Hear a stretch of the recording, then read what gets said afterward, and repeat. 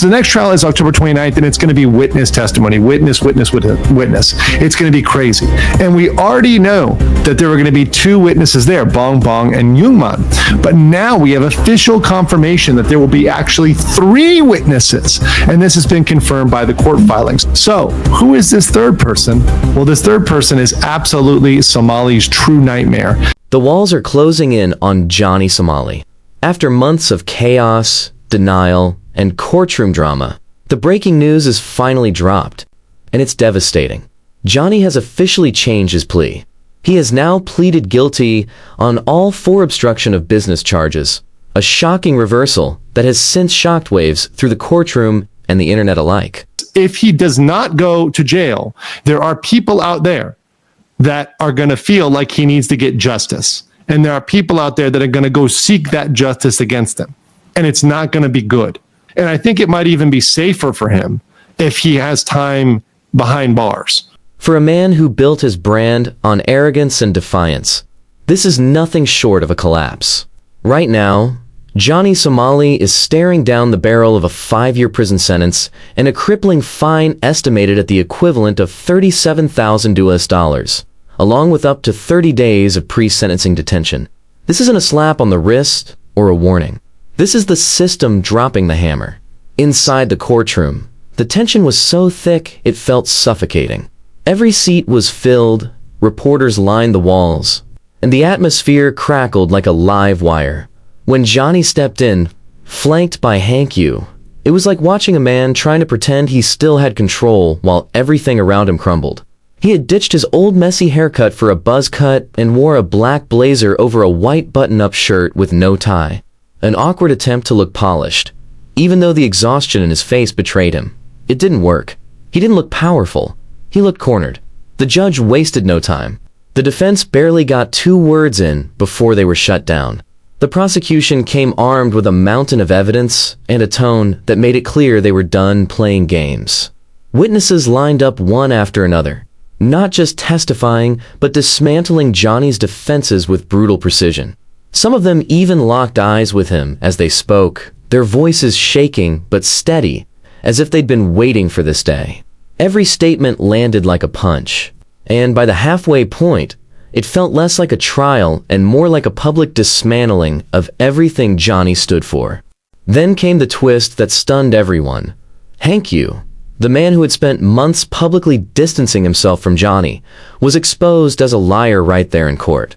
New documents showed that despite his repeated claims of cutting ties, Johnny was still living in Hank's house, still relying on him behind the scenes.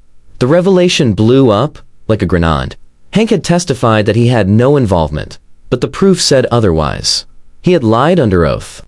The look on his face when the evidence dropped said everything, pure panic. It became clear this had been their strategy all along. Pretend Hank was out of the picture to make Johnny seem isolated and harmless. But it backfired spectacularly. Now, not only was Johnny guilty, but Hank's credibility was in shreds. And as if to drive the humiliation home, the creator, 8 Toy, was spotted in the gallery, quietly observing the whole implosion unfold. Meanwhile, Johnny's lawyer was completely out of his depth. From the moment he spoke, it was obvious he was unprepared and overwhelmed. He threw out flimsy, illogical excuses, stalling for time, grasping for anything that might stick. When the judge pressed him to produce evidence to support Johnny's innocence, he froze. He admitted he had nothing. No documents, no alibis, no cointer proof, just empty words. It wasn't a defense. It was surrender. Even court insiders said later that this lawyer had been pressured into the case by Hank Yu's family, and it showed. He looked more like a hostage than a defender. At one point, he begged for extra time just to cross-examine witnesses, even though these hearings are usually scheduled in 15-minute slots. It was pure desperation. He even floated the idea of trying to contact President Bong Marcos for help. A move so absurd it made people in the gallery laugh under their breath. Bang Bong wasn't even present in court that day. And yet, the shamelessness didn't stop there. With their own case collapsing, the defense started attacking the witnesses themselves, trying to discredit them, shake their confidence, make them stumble. It didn't work. The witnesses held firm. If anything, it made Johnny look guiltier, like a man trying to bully his way out instead of prove his innocence. Then the bombshell hit. Leaked messages from Johnny's own official Discord server surfaced mid-trial, showing him mocking Bong Bong behind the scenes and plotting to block witnesses from testifying. That revelation nuked what little credibility he had left. What was once a sneaky tactic had now backfired completely. It painted a clear picture. Johnny wasn't defending himself. He was sabotaging the legal process. He wasn't just obstructing business. He was obstructing justice. By now, the difference between the two sides was night and day. The prosecution was a machine, confident, coordinated, relentless. Johnny's side looked like they were crumbling in real time. Even the judge's patience was wearing thin. The more Johnny's lawyer flailed, the more irritated the judge became.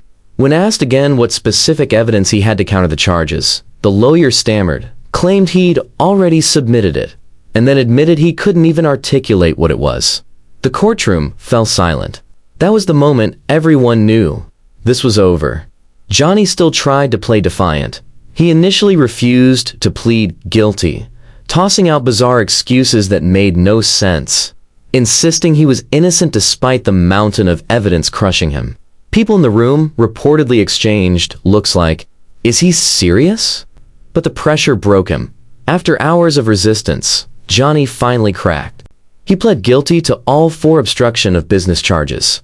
And here's the terrifying part. That's not even the end. Johnny is still sitting on 6 criminal charges. And with the latest leaks, that number has now risen to 8. The new evidence directly ties him to even more obstruction activities and could support the most explosive accusation still hanging over his head: the deepfake crimes. So far, Johnny has refused to plead guilty to those, claiming he doesn't even know how to make deepfakes. But the evidence tells a different story. Prosecutors say they have files showing he distributed deepfake material, and distribution alone is already a crime. If the court proves he also created or coordinated the operation, he won't be facing 5 years. He'll be facing 12. Right now, the only reason he hasn't been sentenced yet is because he's holding out on those deepfake charges. The court has pushed his next trial session to October, and insiders say sentencing could happen immediately afterward. If that happens, Johnny Somali could walk out of that courtroom straight into a prison van. Not back to live streams, not back to chaos, but into a cell for the better part of the next decade.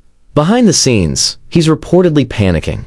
People close to the case say he's been making frantic phone calls, trying to rally support from anyone who will pick up, but no one is biting. Hanky has gone eerily silent since being exposed for lying, and many believe he's quietly cutting ties to save himself. Others whisper he's still pulling strings from the shadows, trying to twist the outcome before it's too late, but the odds are evaporating fast. Meanwhile, prosecutors are tearing through Johnny's defense like wolves. Every witness, every leaked Discord message, every piece of digital evidence feels like another nail in his coffin. There are even rumors of more damning files that haven't been shown yet. Evidence that could tie him directly to the deepfake operation he swears he knows nothing about. If that comes out, the denial game is over. There'll be no plea deals, no second chances. It's surreal watching how far he's fallen. This is the same man who once stormed through the streets screaming for attention, convinced he was untouchable. Now he's in courtrooms, flanked by lawyers who can barely speak, sweating under fluorescent lights while judges scold him like a child. The once arrogant showman now looks like a trapped animal. And yet, even as his empire burns around him, he still tries to put on a mask of composure in front of cameras. But behind those cameras, the panic is real. At this stage, the question isn't whether Johnny Somali will be punished. It's how long the punishment will last. With 8 charges now hanging over him, a guaranteed 5 years already locked in, and a looming threat of 12 if the deepfake evidence holds, his legal nightmare is spiraling out of control. The judge is running out of patience. The prosecution is out for blood. And Johnny Somali, once the self-proclaimed king of chaos, is now on the edge of total collapse. The clock is ticking. October is coming fast. And if the deepfake verdict goes against him, Johnny Somali won't be leaving court as a free man. He'll be leaving in handcuffs. So now it's on you. Do you think Johnny can somehow survive this avalanche of evidence? Or is 12 years in prison his unavoidable future?